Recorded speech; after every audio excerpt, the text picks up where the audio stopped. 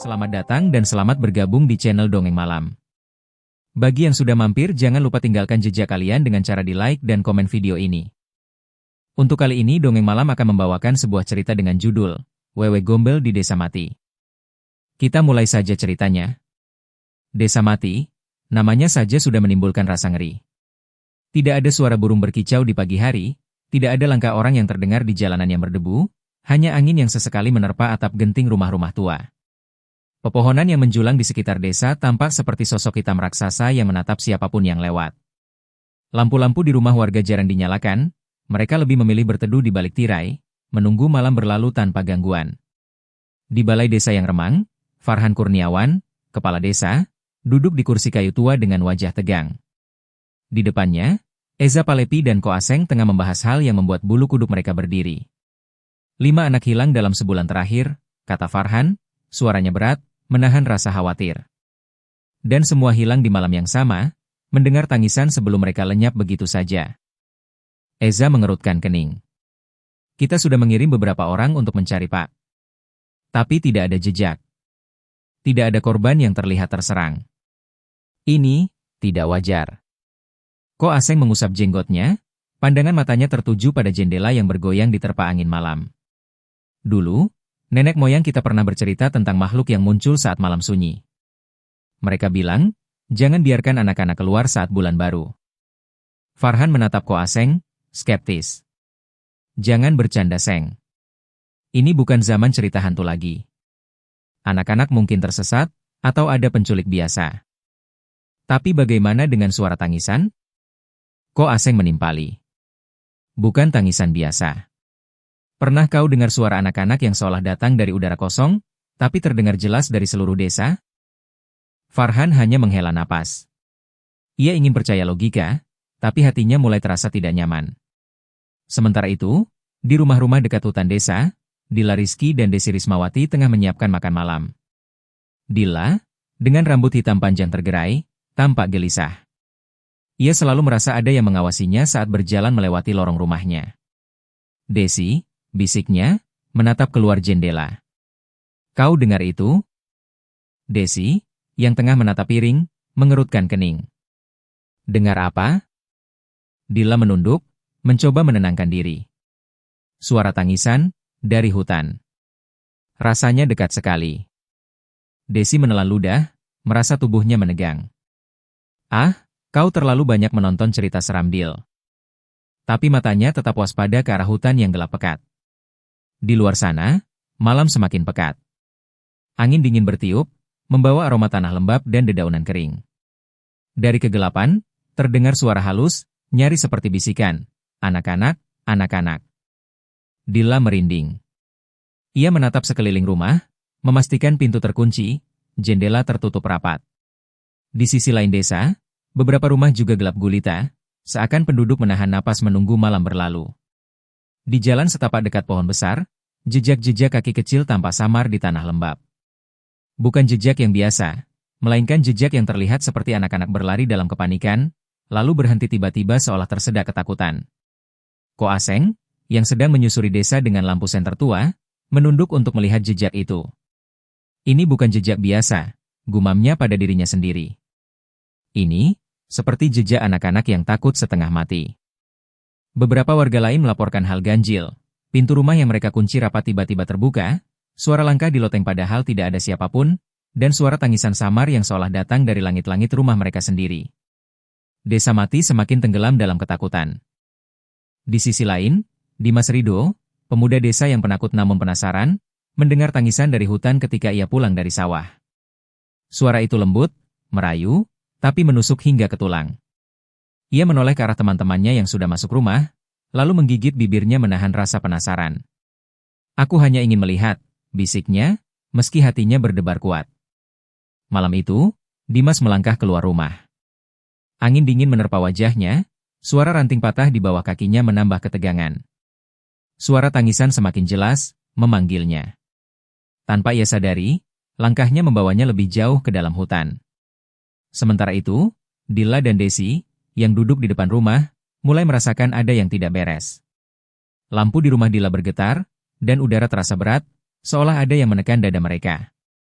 Dil, sepertinya ada sesuatu di hutan. Desi menatap gelap, suara tangannya bergetar. Dilla menelan ludah. Aku tahu, aku dengar juga. Kita harus tetap di sini. Jangan ikut keluar. Tapi Dimas sudah terlalu jauh. Dalam gelap, sosok tinggi dengan rambut panjang muncul sekejap di antara pepohonan. Tubuhnya menunduk, wajahnya tertutup bayangan, dan kedua matanya menyala samar dalam gelap. Sosok itu menatap Dimas sejenak, lalu menghilang. Hanya suara tangisan yang tetap menemaninya. Ketika Dimas mencoba berbalik, ia tersesat. Lorong-lorong hutan terasa seperti berputar sendiri, dan setiap langkah yang diambil seolah membawa lebih jauh dari desa. Suara tangisan itu semakin dekat, semakin memanggil. Di pagi harinya, Dilla dan Desi yang masih berjaga di rumah melihat pintu rumah Dimas terbuka.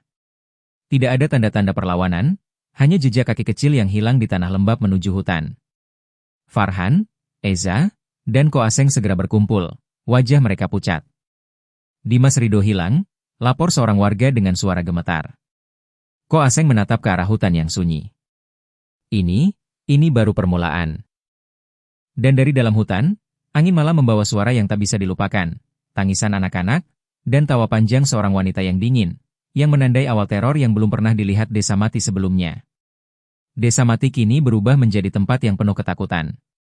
Jalanan yang sebelumnya sunyi kini terasa mencekam, seperti setiap sudutnya mengintai siapapun yang berani melangkah.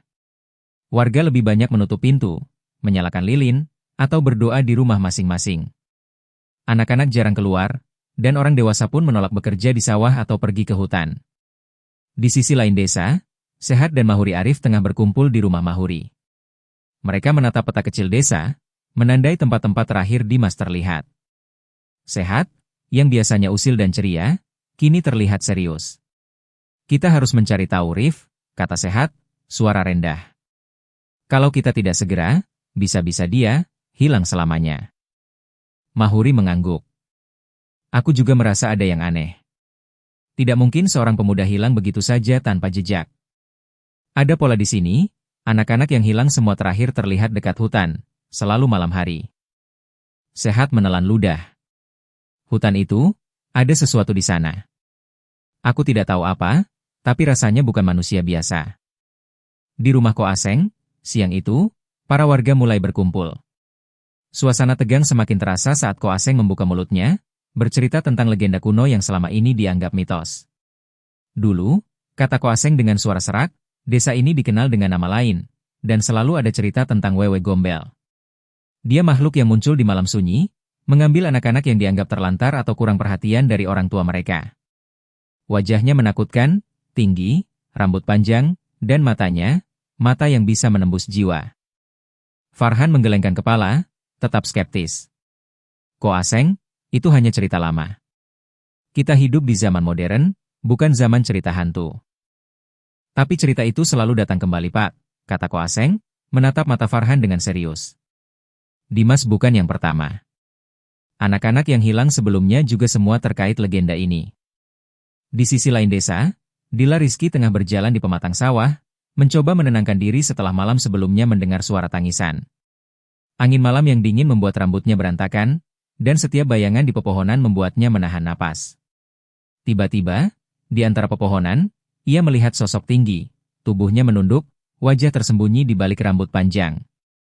Dilla menelan ludah, tubuhnya membeku.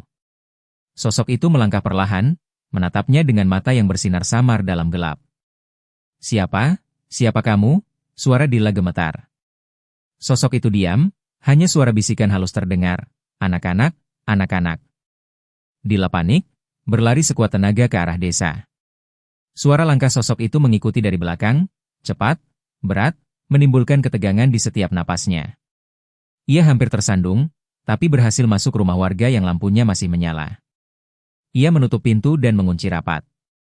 Di rumah yang lain, warga mulai melaporkan kejadian aneh. Piring di dapur bergerak sendiri, kursi bergeser tanpa disentuh, dan suara tangisan muncul dari arah hutan bahkan di siang hari. Suasana gaib semakin nyata. Sehat dan Mahuri memutuskan untuk menyusuri hutan mencari Dimas. Mereka membawa senter dan beberapa peralatan sederhana. Setiap langkah mereka disambut suara ranting patah, bayangan pepohonan yang seolah bergerak sendiri, dan desiran angin yang terdengar seperti bisikan. Rasanya, kita diawasi, kata Mahuri, menelan ludah.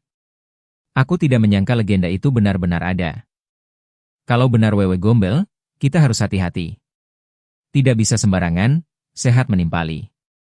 Dia bisa muncul di mana saja, dan dia berbeda. Sementara itu, Desi Rismawati tengah mengasuh anak tetangga di rumahnya. Malam itu, ia mendengar suara tangisan anak-anak dari arah hutan. Seketika, rasa takut menyelimuti tubuhnya. Suara itu semakin mendekat, seolah memanggilnya. Ketika ia menoleh ke jendela, sosok tinggi itu muncul lagi, mata yang menakutkan, rambut panjang yang tampak basah, tangan panjang yang seolah ingin meraih Desi. Desi menjerit, mundur ke belakang.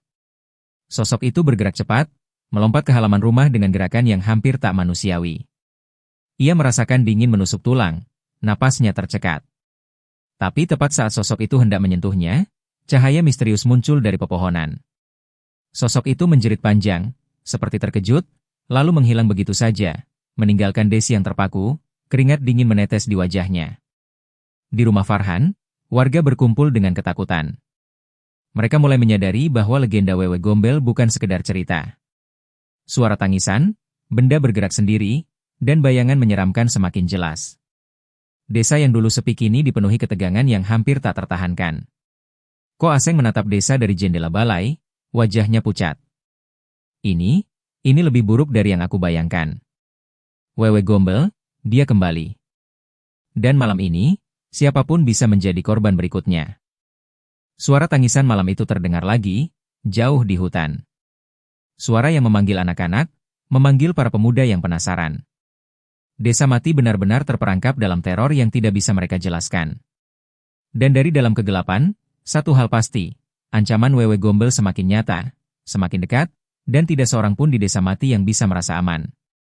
Suasana desa mati semakin mencekam. Setelah beberapa anak dan pemuda hilang, ketakutan merayap ke setiap rumah. Orang dewasa jarang keluar, dan anak-anak nyaris tidak tampak sama sekali. Lampu-lampu rumah menyala sepanjang malam, dan lilin-lilin dinyalakan di setiap sudut, mencoba menangkis bayangan gelap yang mengintai dari luar. Di balai desa, Farhan Kurniawan memanggil seluruh warga. Wajahnya tegang, tetapi matanya penuh tekad. Ia berdiri di depan papan kayu yang menempel di dinding, memperlihatkan peta desa yang penuh tanda-tanda anak-anak yang hilang. Kita tidak bisa terus menunggu, katanya dengan suara tegas. Wewe Gombel ini nyata. Setiap malam dia muncul, mengambil anak-anak dan menyebarkan ketakutan. Kita harus bertindak. Kita harus menyelamatkan mereka sebelum terlambat. Beberapa warga mengerutkan kening, ada yang gemetar ketakutan. Namun Farhan menatap mereka, matanya membara. Kita akan membuat rencana. Ada yang siap ikut? Dari sudut ruangan, Sehat dan Dila Rizky angkat tangan. Kami bisa menjadi tim pengintai, Pak, kata Dila. Kami akan mencari tanda-tanda Wewe Gombel di malam hari, mencoba melacak lokasi anak-anak. Farhan mengangguk. Baik. Sehat, Dila, hati-hati. Jangan lakukan sendiri tanpa koordinasi. Sementara itu, Mahuri Arif mulai meneliti data anak-anak yang hilang. Ia mencatat jam hilangnya, lokasi terakhir mereka terlihat, bahkan kondisi cuaca malam itu. Ia mencoba menemukan pola. Semua hilang di malam bulan baru, gumam Mahuri, matanya meneliti peta. Dan semua terakhir terlihat dekat hutan, atau di jalan setapak yang sunyi.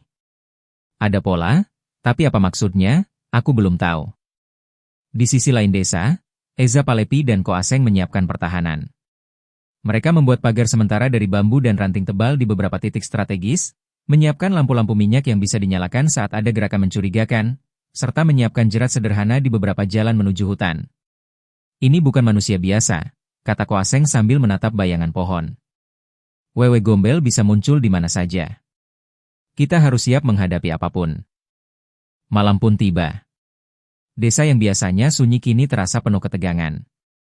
Sehat dan Dila memulai patroli mereka, menyusuri jalan setapak yang mengarah ke hutan.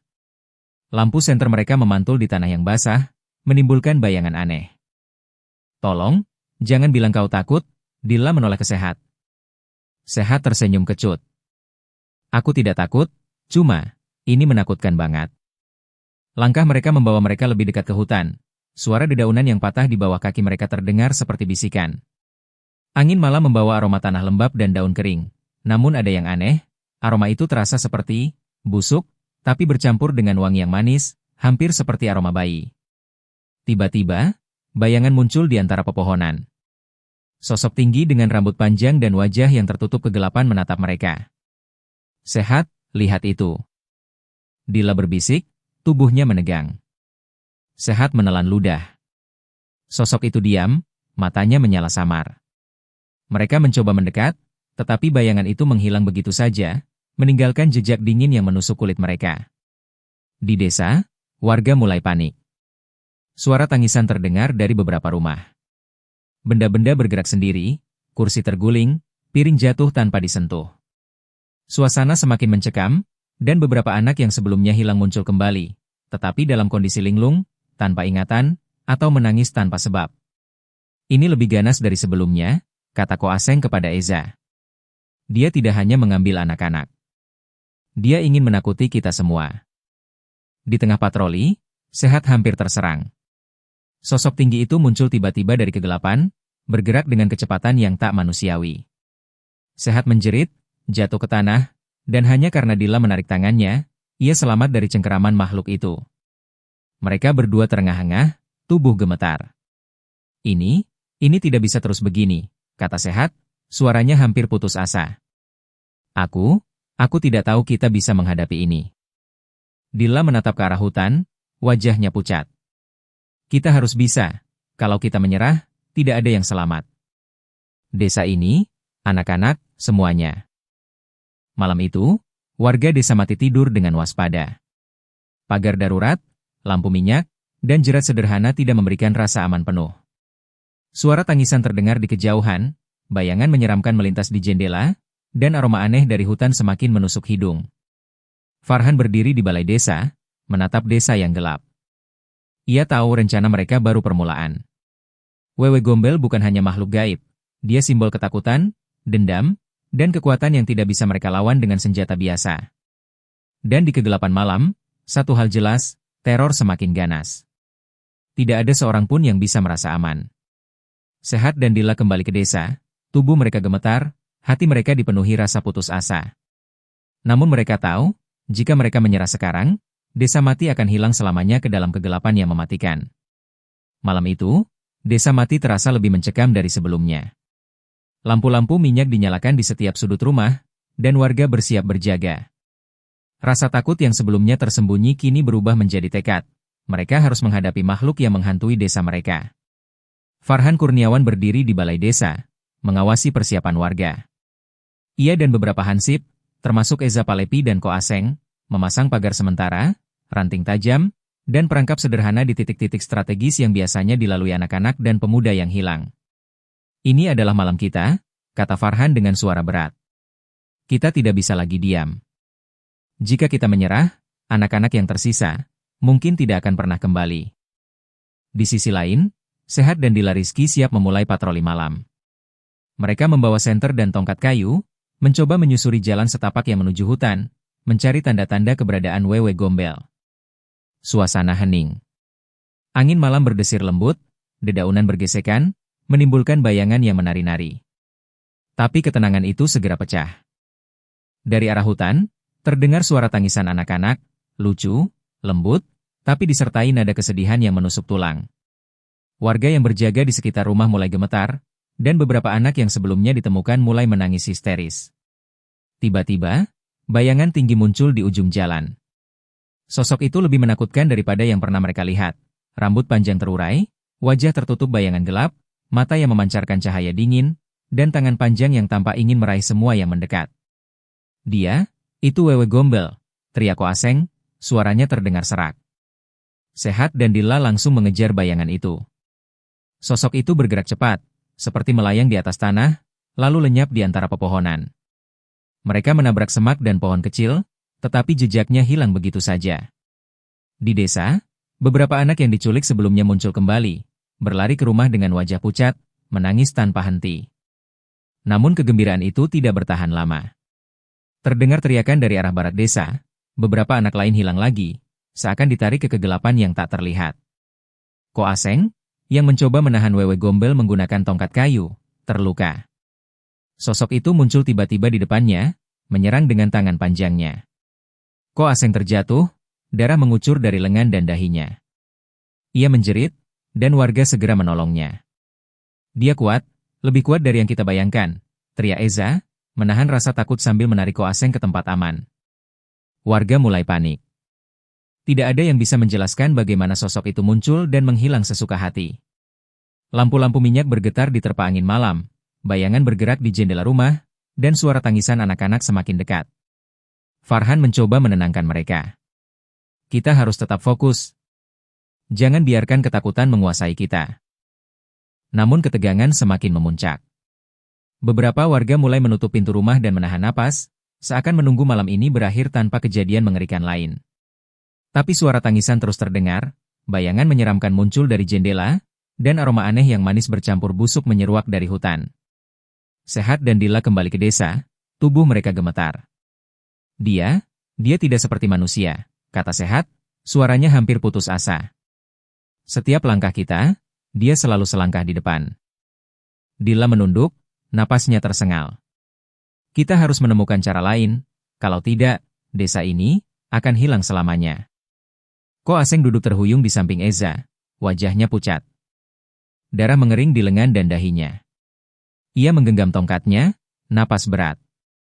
Aku rasa desa ini dikutuk, benar-benar dikutuk. Farhan menatap desa dari balai, melihat warga yang panik, anak-anak yang ketakutan, dan bayangan gelap yang bergerak samar di kejauhan. Ia menyadari satu hal, malam ini bukan sekedar teror biasa. Wewe Gombel bukan hanya makhluk yang menculik anak-anak. Dia simbol kegelapan yang bisa menelan desa mati jika mereka tidak menemukan cara untuk menghentikannya. Dan malam itu, rasa takut bukan hanya menyelimuti tubuh, tapi juga menempel di setiap hati warga. Desa mati kini benar-benar berada di ujung teror yang tidak bisa mereka jelaskan, dan satu hal jelas, pertarungan mereka baru saja dimulai. Pagi itu, desa mati masih diliputi rasa ketakutan. Setelah malam pertarungan yang menegangkan, warga banyak yang menahan napas dan menatap hutan yang sunyi dengan waspada. Anak-anak yang selamat tampak linglung, dan beberapa rumah masih hancur akibat teror malam sebelumnya. Di balai desa, Dila Rizky dan Mahuri Arif sedang meneliti sebuah kotak kayu tua yang mereka temukan di perpustakaan desa, tersembunyi di balik tumpukan buku kuno. Catatan itu terlihat rapuh, tinta sudah memudar, tapi tulisan tangan itu jelas, catatan tentang sejarah desa dan legenda Wewe Gombel. Aku rasa ini jawaban semua yang terjadi, kata Dila, menahan napas saat membaca tulisan tua itu. Mahuri mengangguk, wajahnya serius. Dari catatan ini, terlihat jelas. Wewe Gombel bukan sekedar makhluk acak. Dia muncul karena dendam terhadap orang tua yang lalai dan anak-anak yang terlantar. Anak-anak yang hilang, sebagian besar berasal dari keluarga yang kurang perhatian atau tidak peduli. Dila menelan ludah. Jadi selama ini desa kita, lalai terhadap anak-anaknya sendiri? Itu sebabnya dia muncul? Ya, Mahuri menimpali. Dan dia bukan hanya ingin menakut-nakuti. Dia ingin mengambil anak-anak itu, membalas dendam, mungkin untuk menunjukkan kekuatan kegelapan yang bisa muncul dari kelalaian manusia. Sadar akan bahaya yang lebih besar, Farhan Kurniawan segera memanggil warga untuk berkumpul.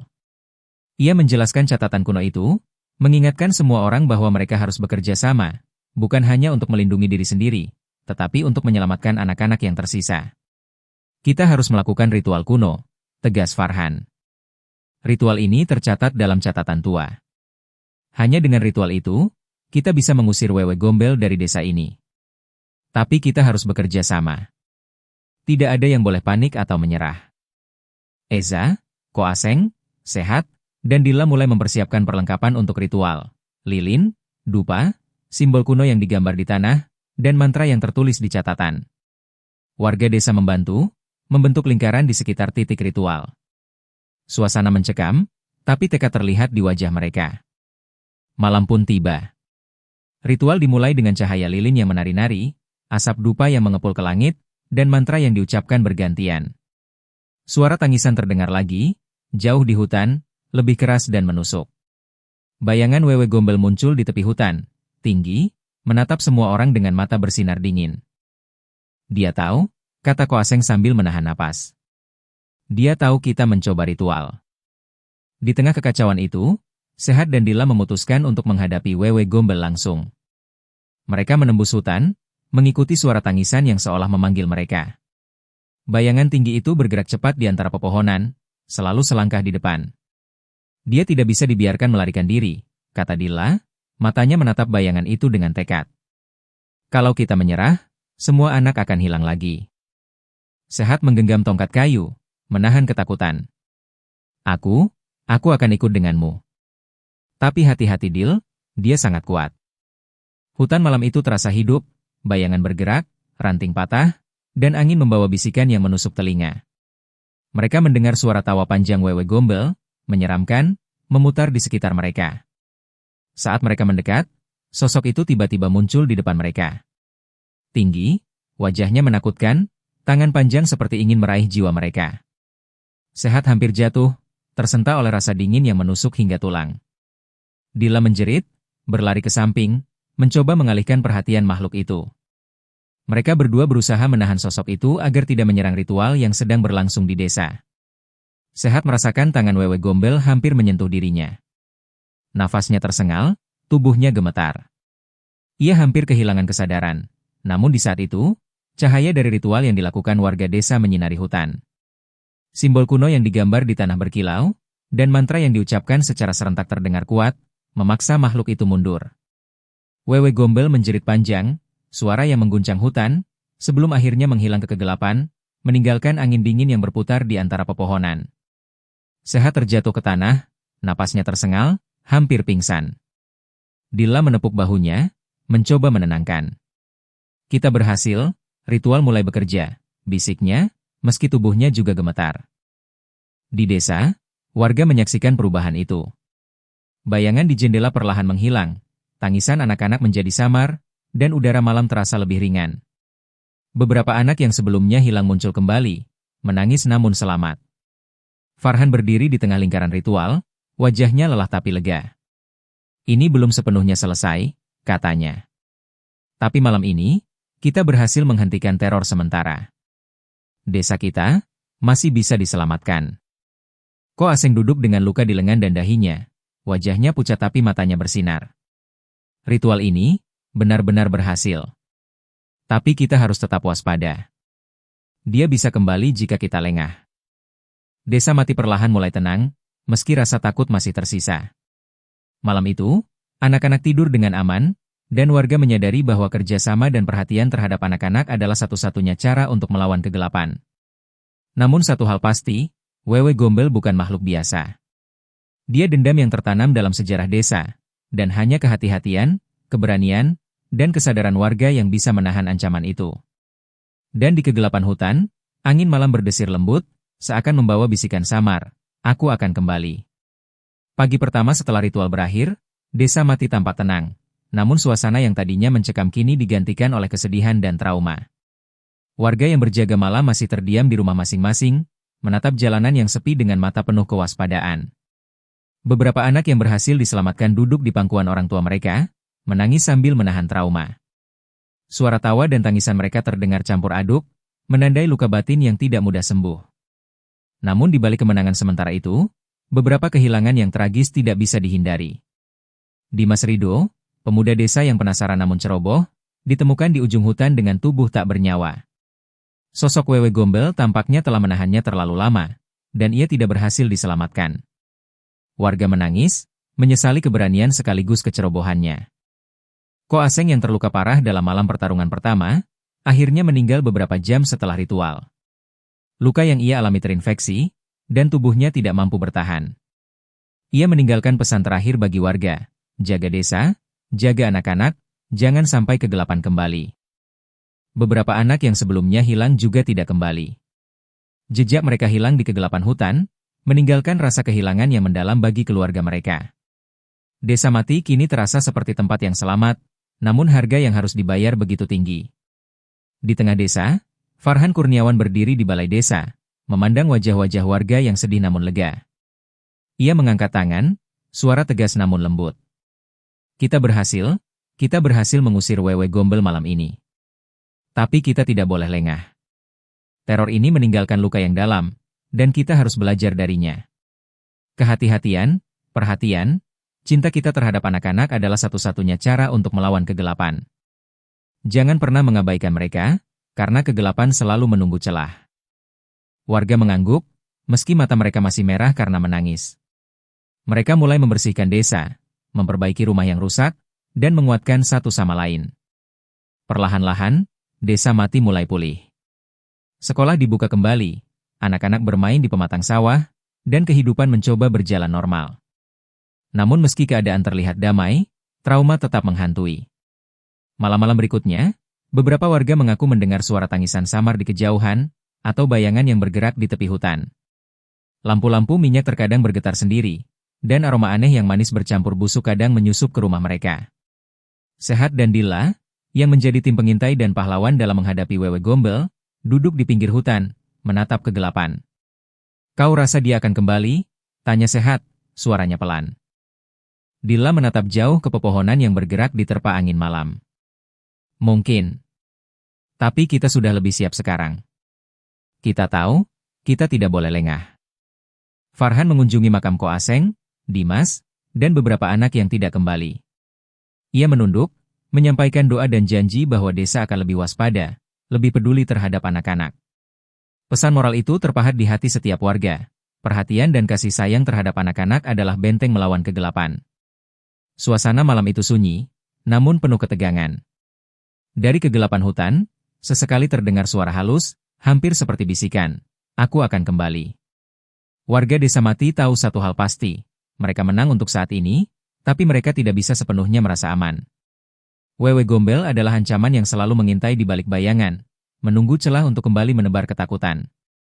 Dan dengan itu, desa mati tetap hidup, selamat namun selalu dihantui oleh kenangan teror yang tak akan pernah mereka lupakan. Lampu-lampu minyak tetap dinyalakan di setiap malam bulan baru, dan setiap orang tua menjaga anak-anaknya dengan hati-hati. Ketakutan itu telah menjadi bagian dari desa, mengajarkan mereka pelajaran berharga, kehati-hatian, perhatian, dan cinta terhadap anak-anak adalah kunci untuk menahan kegelapan. Namun satu hal tetap jelas di malam yang sunyi itu, Wewe Gombel mungkin telah diusir, tapi bayangan dan bisikannya tetap ada. Dia bisa kembali kapan saja. Desa mati kini selamat, tapi tidak pernah benar-benar bebas dari ketakutan yang membekas. Malam tetap membawa bisikan samar, tangisan misterius, dan bayangan yang bergerak di tepi hutan, meninggalkan kemungkinan bahwa kegelapan akan kembali menebar terornya suatu hari nanti. Dan cerita selesai di sini. Terima kasih sudah mengikuti cerita sampai akhir. Untuk cerita dengan judul Wewe Gombel di Desa Mati berakhir di sini. Akan banyak lagi cerita-cerita menarik yang akan dibawakan Dongeng Malam. Jadi silahkan di-subscribe channel ini agar tidak tertinggal cerita-cerita menarik dari video berikutnya. Dan jika kalian suka dengan cerita-cerita seperti ini, silahkan di-share video ini agar channel ini bisa lebih berkembang lagi.